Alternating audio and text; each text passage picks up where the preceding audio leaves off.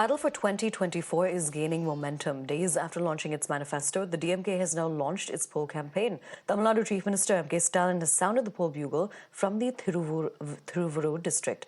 Addressing a mega public rally in Kuradacheri, the Chief Minister has vowed to fulfill all promises made by the party. Remember, the DMK in its manifesto has promised no implementation of CAA and NEET in the state.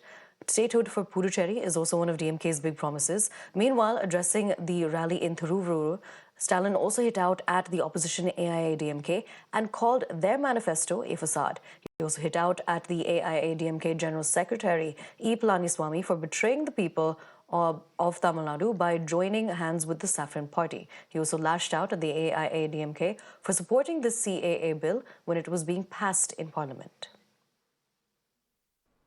படிச்சிருப்பீங்கன்னு நினைக்கிறேன். இருந்தால சொல்றேன். அந்த தலையங்கத்தில்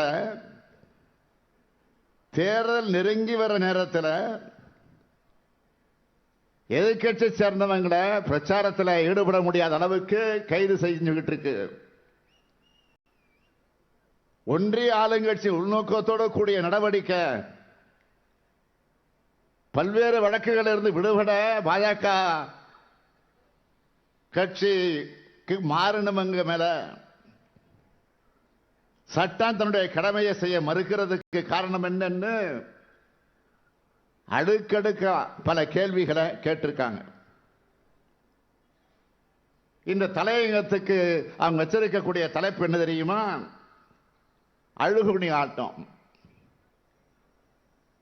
எந்த விதமான குற்ற உணர்ச்சி இல்லாம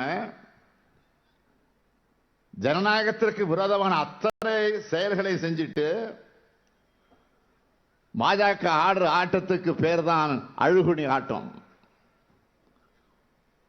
தன் கையில் கிடைச்ச அதிகாரத்தை பிரதமர் நரேந்திர மோடி தவறாக பயன்படுத்தி எதிர்க்கட்சிகளை அழிக்க முயல்வது மட்டுமல்ல, நாட்டையே நாசம் பண்ணிட்டார்.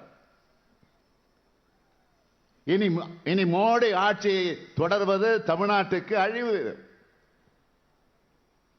இந்தியாவுக்கும் நல்லதல்ல. தமிழ்நாட்டை பொறுத்தவரை நம்முடைய திராவிட மாடல் ஆட்சி மக்கள் பணிகளை எல்லாம் எந்த தொய்வு இல்லாம நாம செஞ்சுக்கிட்டு இருக்கிறோம். உதாரணத்துக்கு கொண்டு சொல்றேன். எனக்கு ஒரு கடிதம் எழுதியிருந்தாங்க சைதாப்பேட்டையை சார்ந்த ஒரு தாய்மார்.